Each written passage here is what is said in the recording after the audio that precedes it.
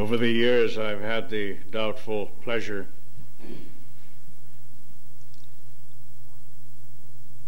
of watching people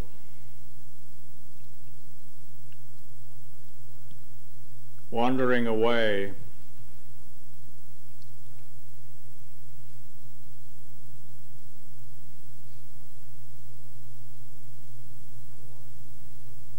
toward the wilderness.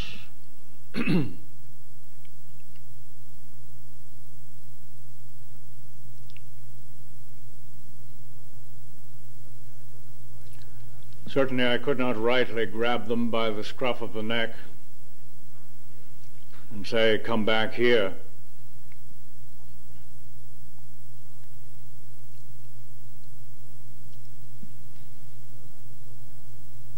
I undertook what I could to provide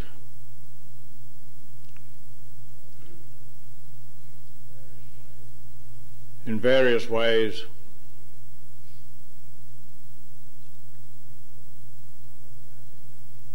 the understanding necessary to allow whoever it was to choose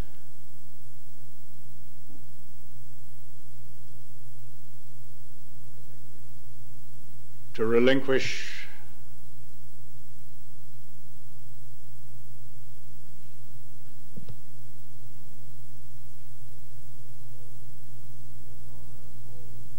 his or her hold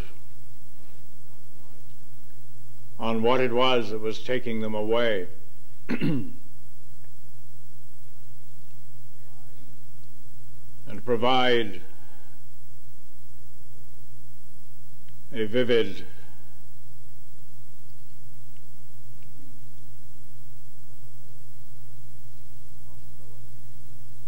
possibility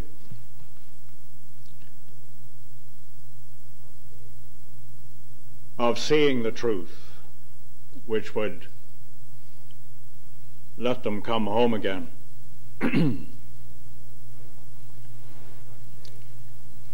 In such case, from the human standpoint, there tends to be an urge to try to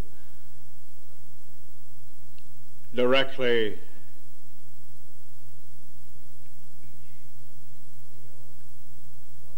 deal with what is taking that person away.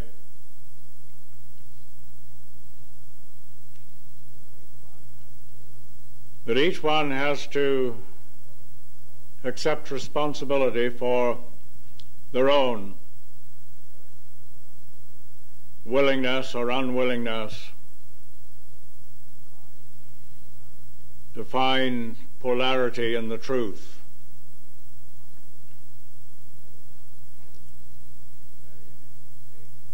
In the very initial stages where a person is beginning to come in, a very great deal may be provided.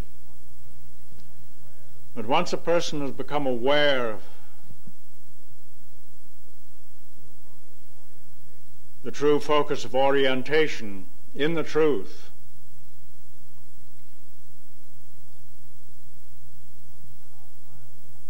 one cannot violate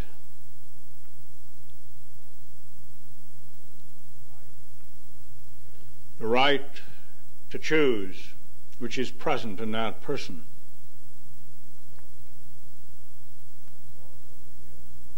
I've sought over the years constantly to provide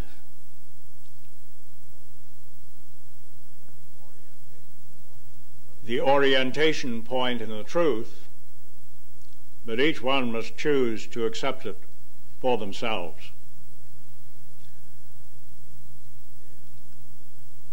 It is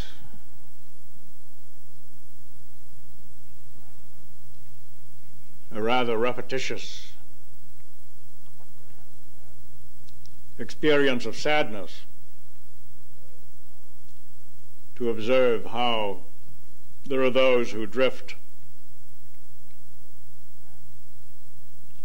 back into the human nature state.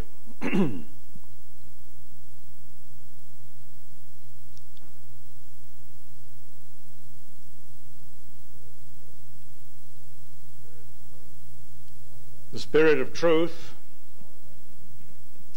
is always present. The door is always open. We need to be very sure that as individuals, this is the fact in our own expression of living, the fact for others. Once self-centeredness begins to dissolve, our concern is for others, not so much for this one or that one, but for providing what is necessary to bring the world back to the Lord, whom we love and are present on earth to serve.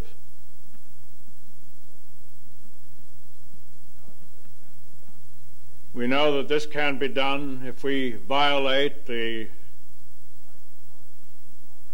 right of choice in each one.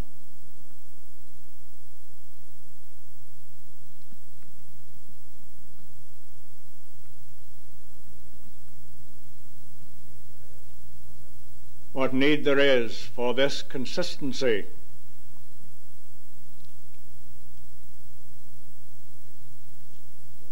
of provision, the truth in expression in one's own living, so that all may have no excuse for not coming home because of us.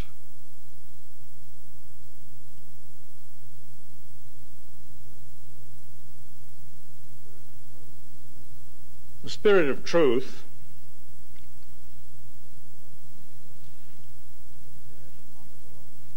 is the Spirit of Mother God. Just as the Spirit of love is the Spirit of Father God.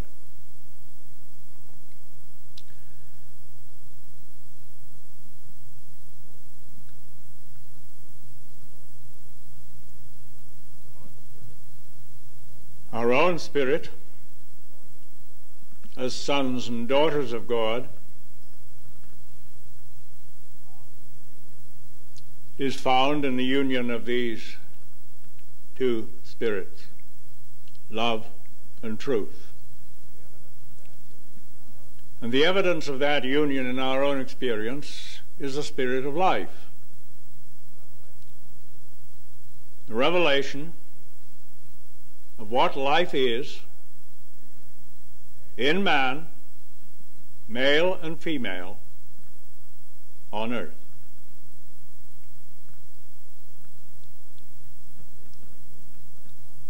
Obviously, human beings for a long time have failed to reveal this.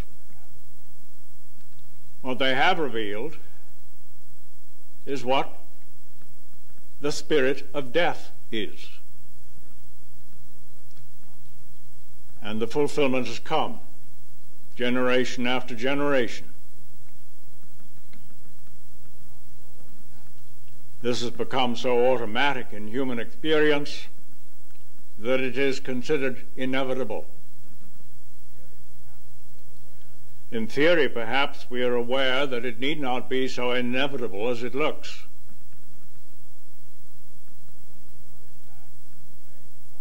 But in fact, it has remained more or less inevitable.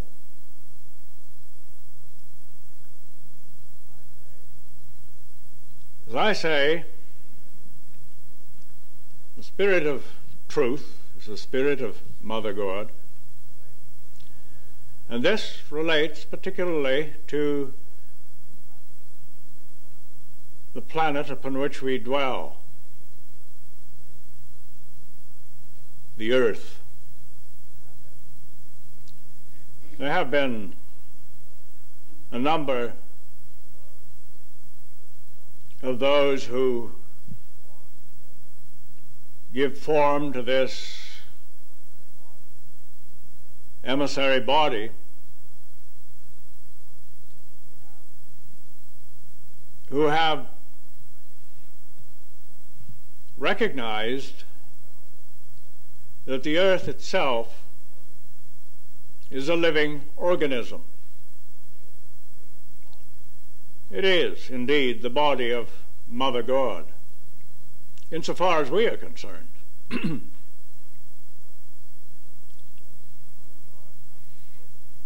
Mother God comes to focus in the earth, and the planet itself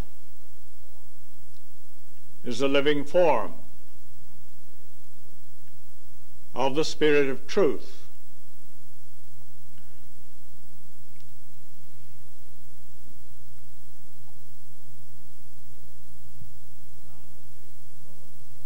The sun of the solar system is revealing of the body of Father God.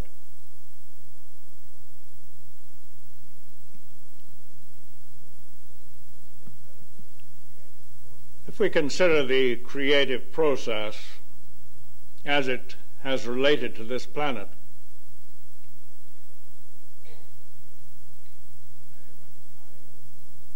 we may recognize a correlation with a fairy story of which we may all be aware, namely the one which relates to the sleeping beauty, the sleeping princess, who remains in a coma until the prince puts in an appearance and offers the kiss of life. This is merely a story indicative of the factual happening as it relates to this planet.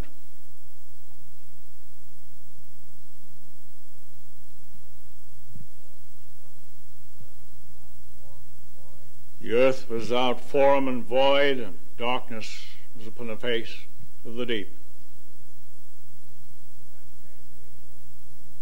And then came the kiss of life. The prince,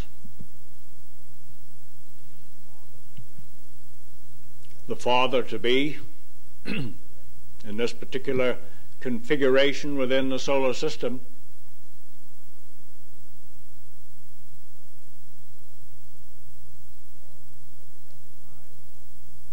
may be recognized in form or in the form of the solar orb, from which comes the kiss of life, insofar as the planet Earth is concerned.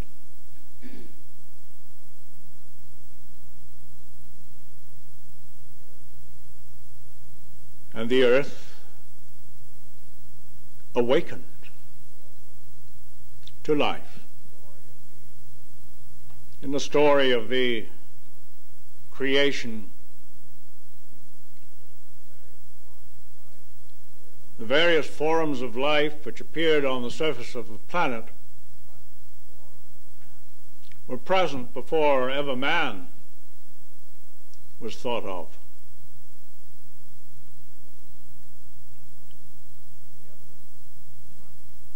The evidence was present of the clothing of the form of Mother God with life.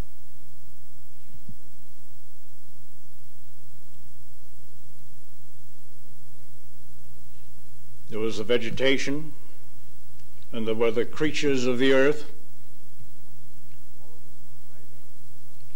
all of them proclaiming the reality of life. Exactly what that was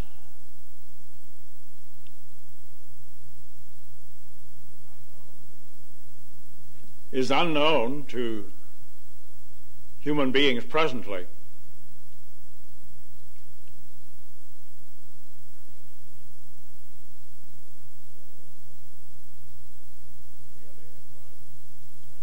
But clearly it was a harmonious condition generated by reason of the kiss of life from the Prince through the form of the solar orb and its radiation.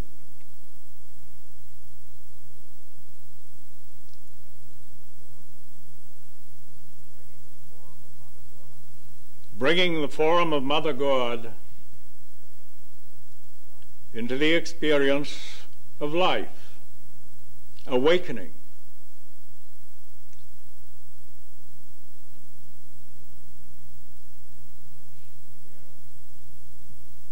So here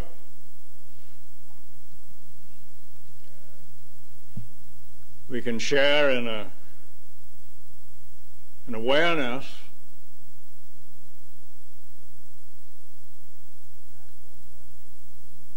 of the natural blending between the forms of Father God and Mother God.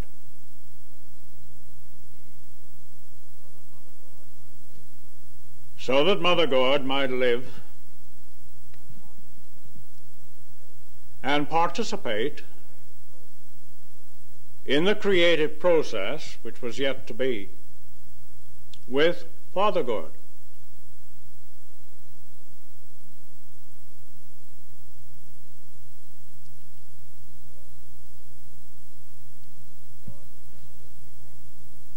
God is generally speaking been looked upon as male,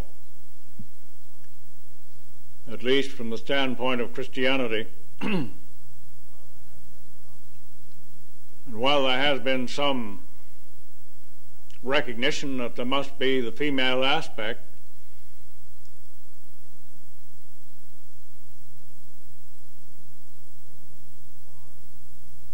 which insofar as Catholicism, for instance, is concerned,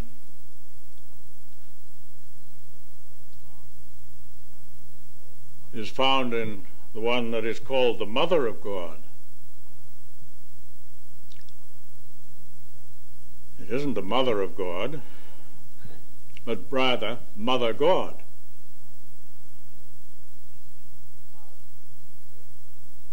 Because of this romance within the solar configuration,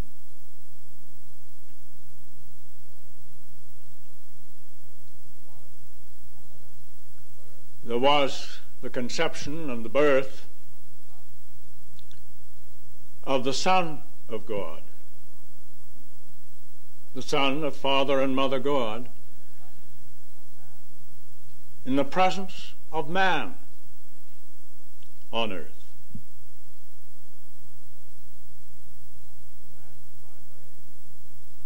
Man's primary responsibility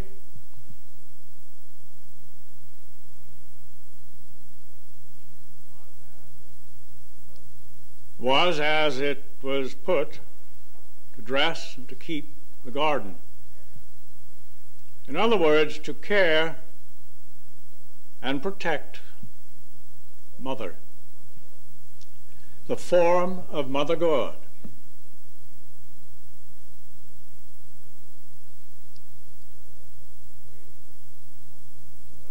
If we observe what has occurred on earth,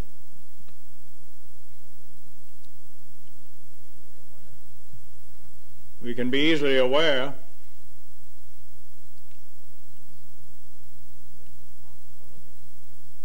that this responsibility has been forgotten, and instead the Son has raped the Mother.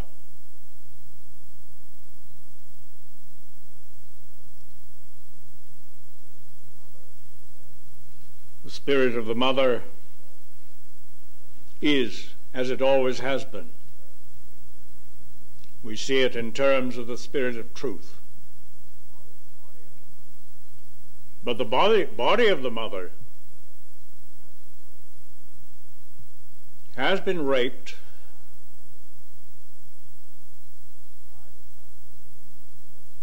by the son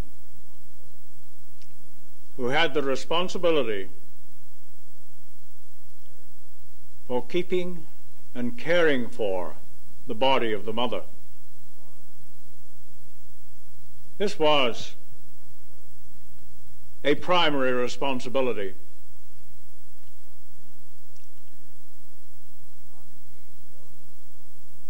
Not indeed the only responsibility.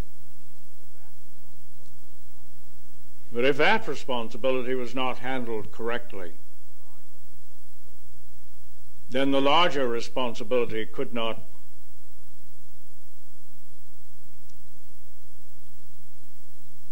be taken care of.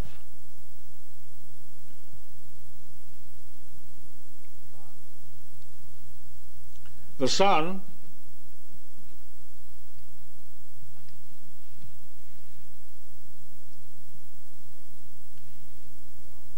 contains within himself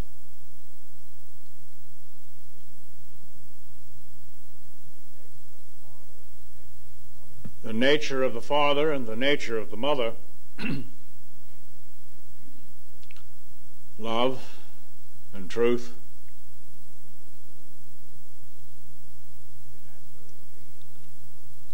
To be naturally revealed in life. In the expression of the spirit of life,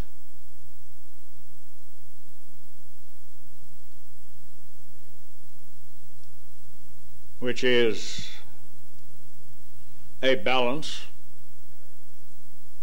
of the nature and the character of Father God and Mother God.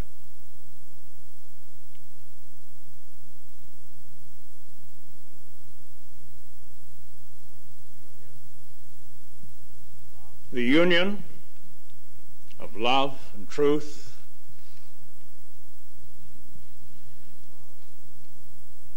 the spirit of love, the spirit of the Father, and the spirit of truth, the spirit of the Mother, established the spirit of life for man,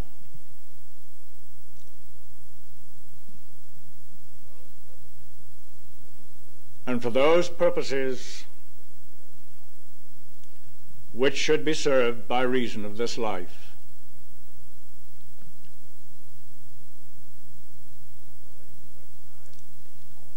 Primarily, we recognize that the son is responsible for keeping and caring for the body of the mother.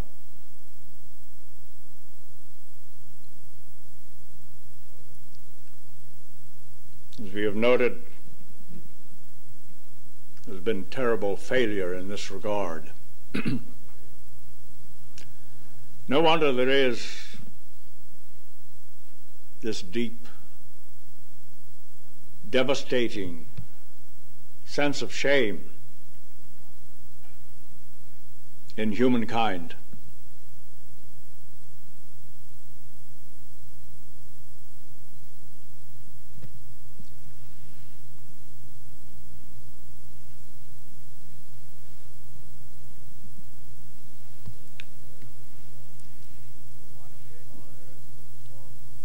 The one who came on earth in the form of Jesus has been referred to as the Son of God.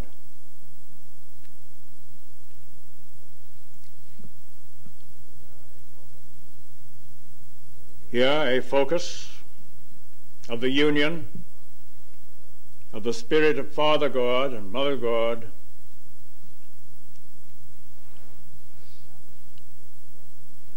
was established in the expression of living on earth.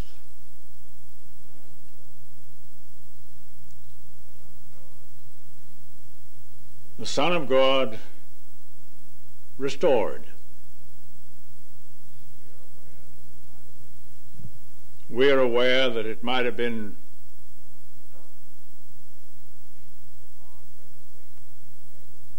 a far greater thing when he came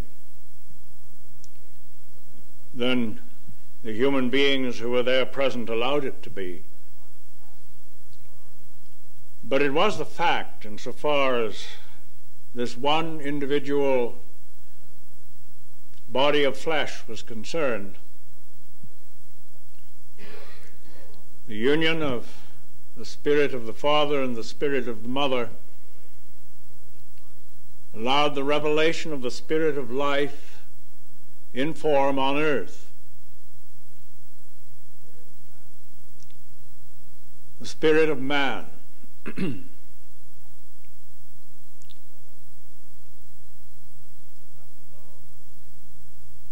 He was left alone to do this.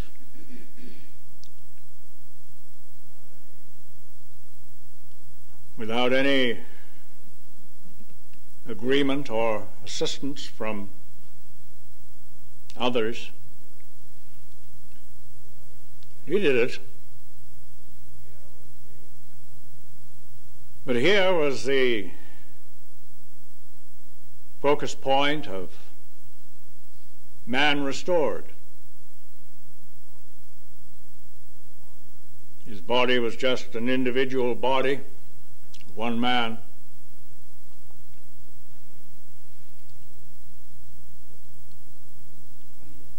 Insufficient, obviously, to reveal anything but the essences of man restored.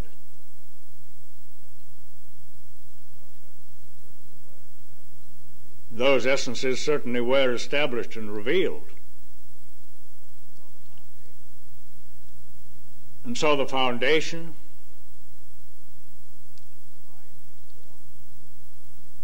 the lines of force for the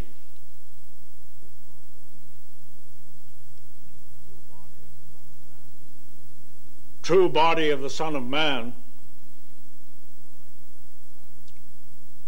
which is rightly mankind, however many that might involve,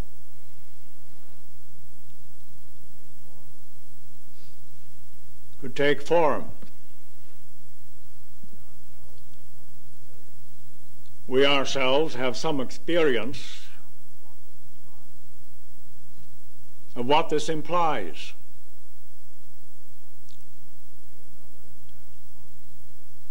We and others have participated in an emergent collective form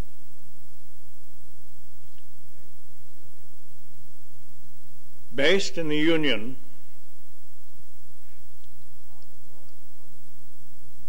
of Father God and Mother God, the Spirit of love and the Spirit of truth,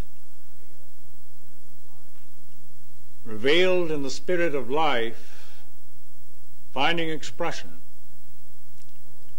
through those who actually compose this body.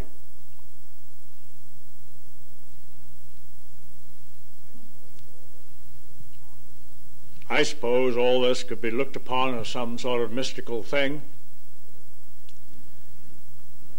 but it isn't really, is it? It is a very obvious thing. In a sense, we might say a very down-to-earth thing.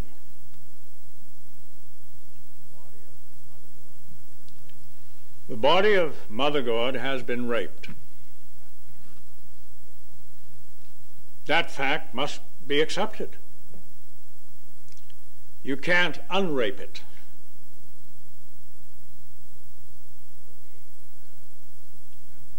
Human beings in their sense of shame and guilt, at least some of them, try to unrape it. They talk about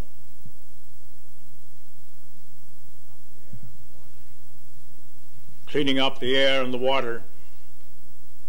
re-establishing the proper processes of ecology. But you can't unrape what has been raped.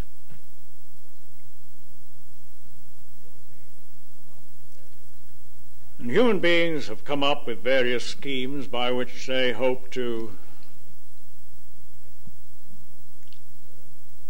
make the earth, as they think of it, a better place. But for what purpose? Because it would be more satisfactory to man, or to this travesty of man that exists on earth. Virtually nothing has even entered consciousness, the vast majority.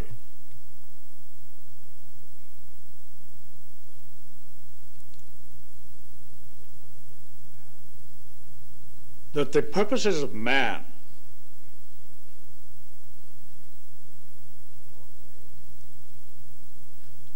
only maintain the state of rape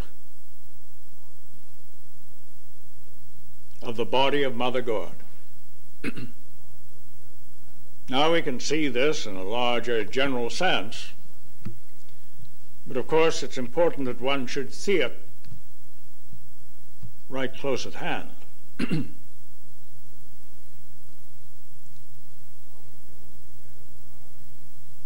How we do care for our surroundings here, for instance, at 100 Mile House in the unit, and some may be impressed by the evidences of beauty that have put in an appearance, but I doubt if what has put in an appearance is anything better than what has put in an appearance in many other places on the face of the earth. The only distinction is the motivation for doing it.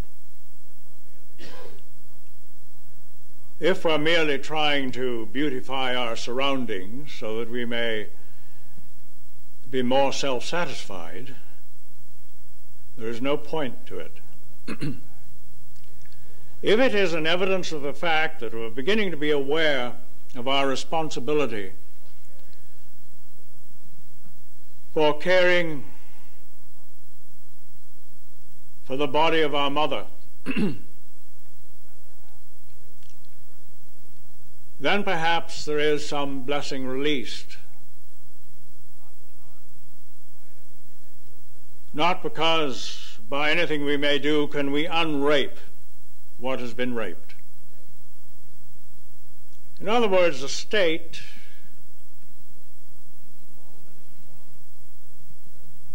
of all living forms on the face of the earth have been utterly spoiled.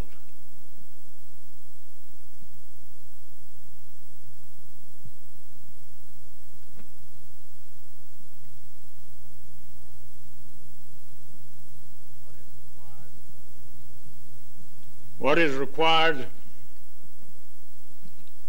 initially is the restoration of man. Nothing can be done for the body of Mother God except as man is restored to the state of being the Son of God. Then what has happened in man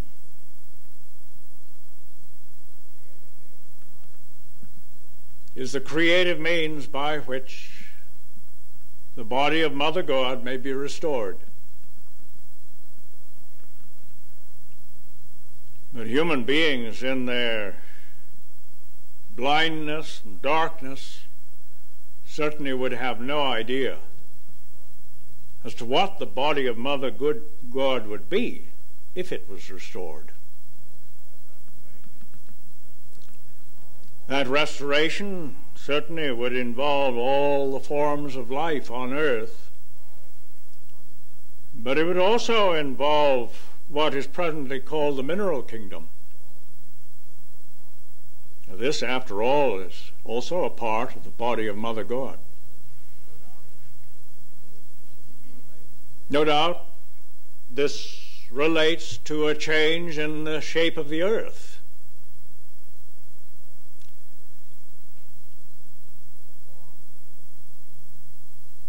In the forms of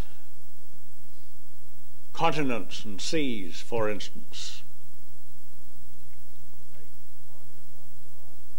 Because of the rape of the body of Mother God, this form has been scarred.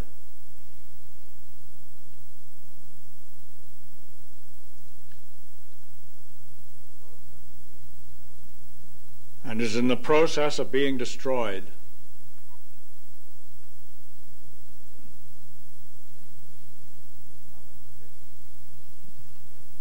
The son of perdition, which is man, presently as he is,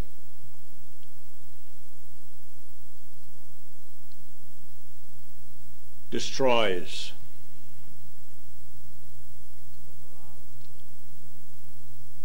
You look around, as has been indicated, there is a continual increase in the deserts on earth, in the destruction of the forests, in the pollution of the air and the water.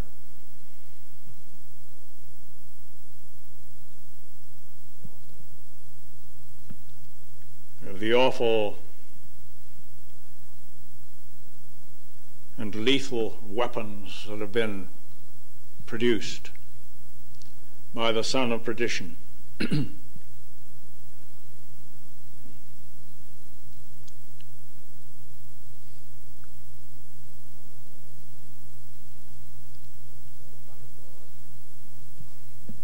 But the Son of God takes form again on earth. The body of that Son is male and female.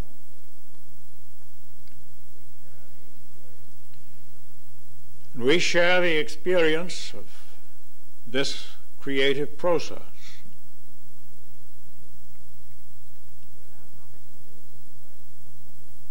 But it has nothing to do with the way things have been, or even the way things now are.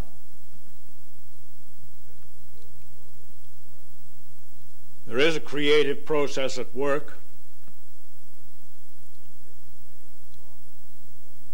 which increasingly is brought to focus as the body of the Son of God permits the Son of God to be present.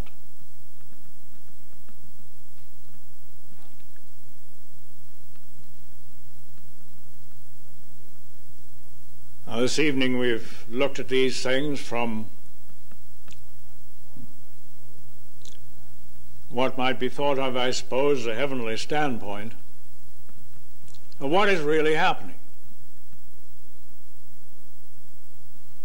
We see human beings with their ideas, their opinions, and their beliefs fussing around on the surface of the earth trying to save the world from disintegration.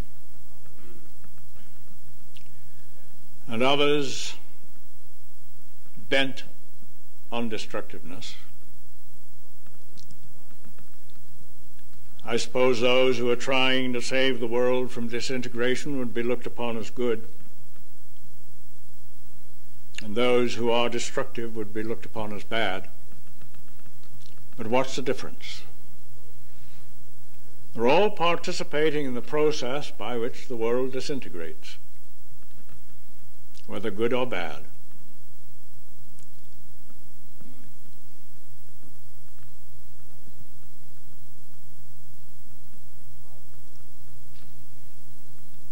Come out of her,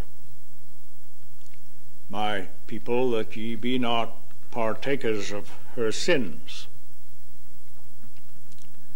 This is the invitation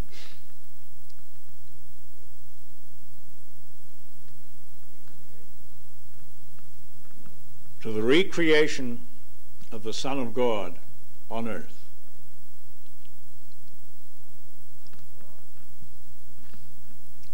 The Son of God abides in heaven.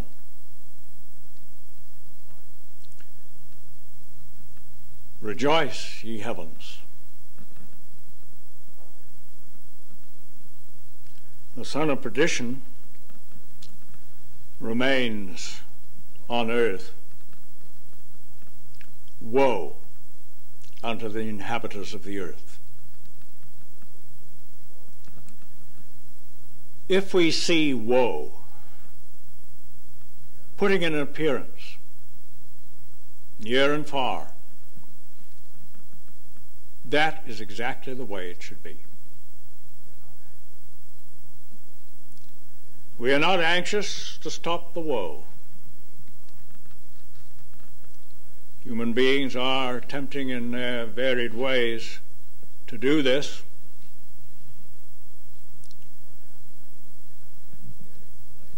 One aspect of genetic engineering relates to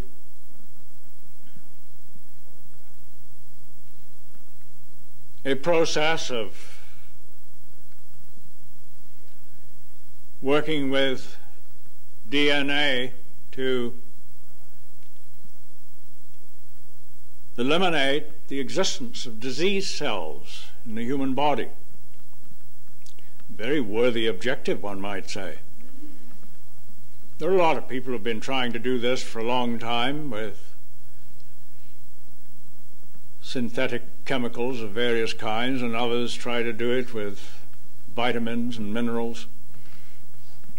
That's the good way of doing it. But perhaps this genetic engineering might be looked upon as a good way of doing it. You can create a cell that will not tolerate cancer, for instance. That's good, isn't it? All it is trying to defeat God, to make it so that man can survive and be healthy without God, without being man.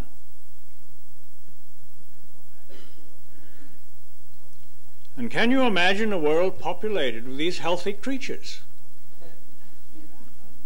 What destructiveness! It's bad enough now when they're all falling apart.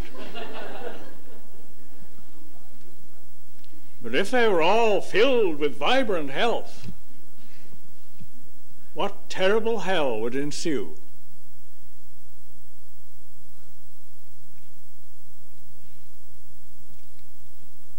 We don't look for a way to defeat God, because that is self-destructive anyway.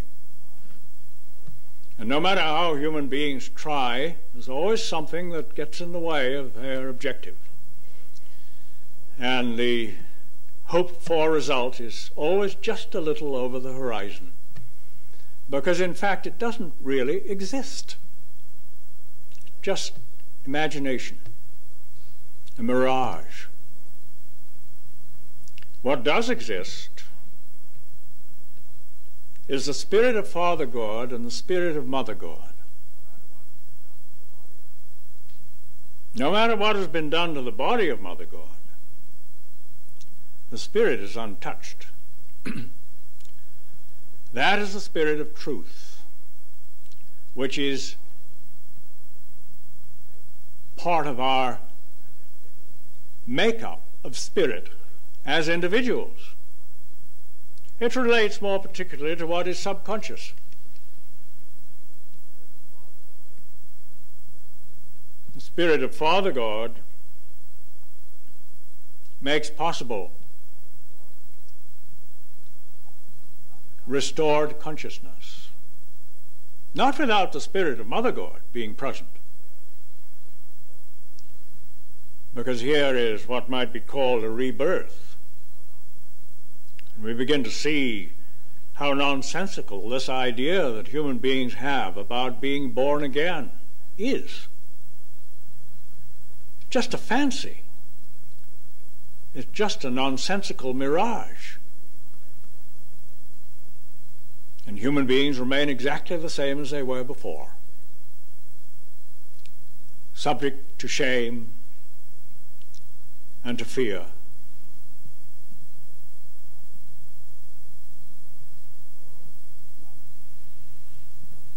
And so we come ourselves into the acceptance of the way things really are. That in our own experience, the body of the Son of God may grow and mature on earth.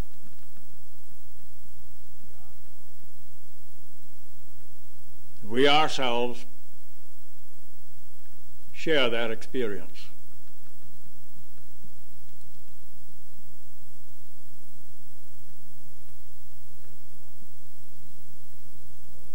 Here is what Christians have tended to call the second coming. The first coming was in the individual form. Now, if it is to be a reality, it is through an adequate body of flesh, not just through one individual form. We have the opportunity of sharing that. But we only share it when it becomes an absolute necessity in our own experience that it should be shared. So that there is nothing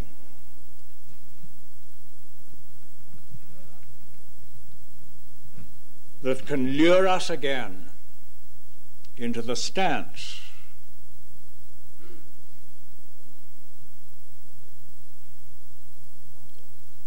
of the raper of the body of Mother God. If you really see that, we can understand how putrid the human state is. There is nothing right about it whatsoever. It is all filthy. Until there is that awareness, we're going to imagine, well, it could be fixed up a little. We still have some pretty good things humanly about us, and we better preserve those. Nothing can be preserved, for the prince of this world is lost, is in the process of disintegration.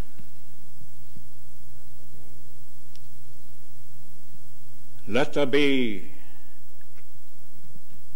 the body of the Son of God present because we are here, and the Spirit of the Son of God is in expression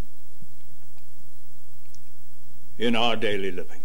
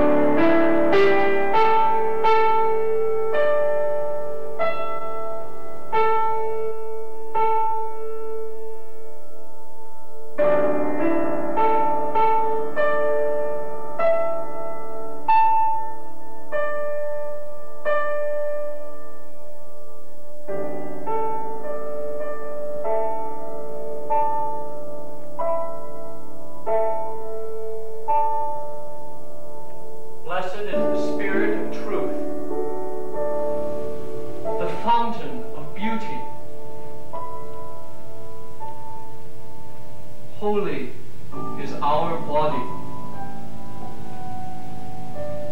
the protector of Mother Earth. Behold our purpose, sustaining sacred life.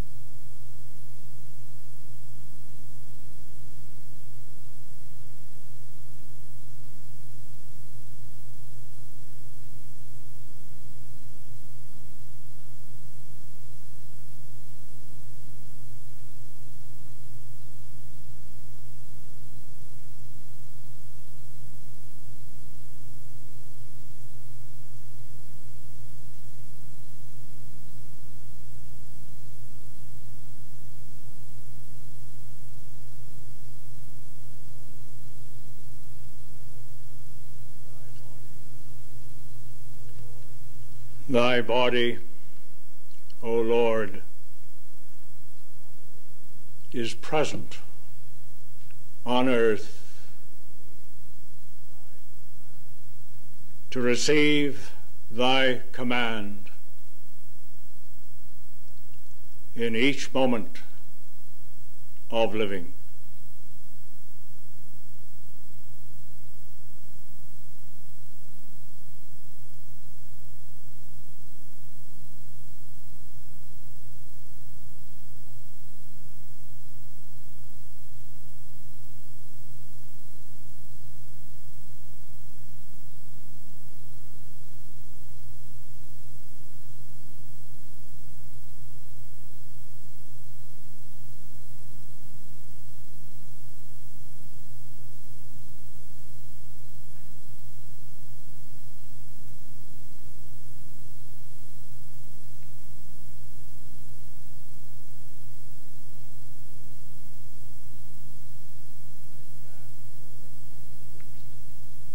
Thy commands are written with thy finger of fire upon the tablets of our hearts.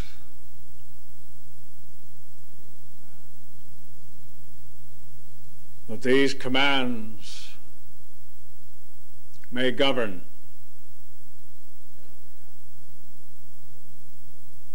in every aspect of our living.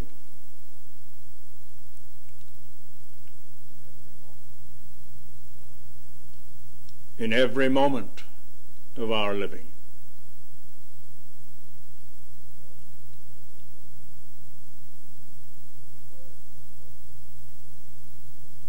These words are spoken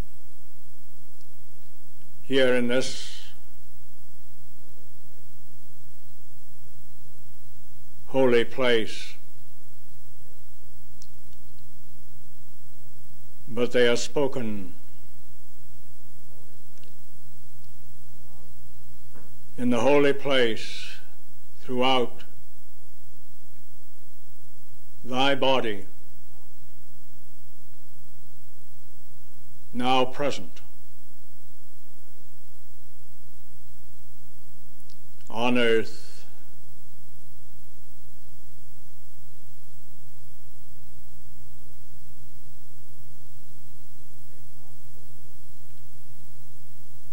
to make possible the expression of thy Spirit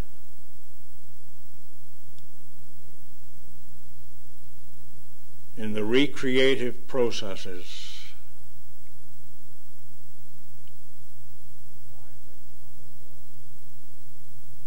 by which Mother God, the form of Mother God, is restored to thee.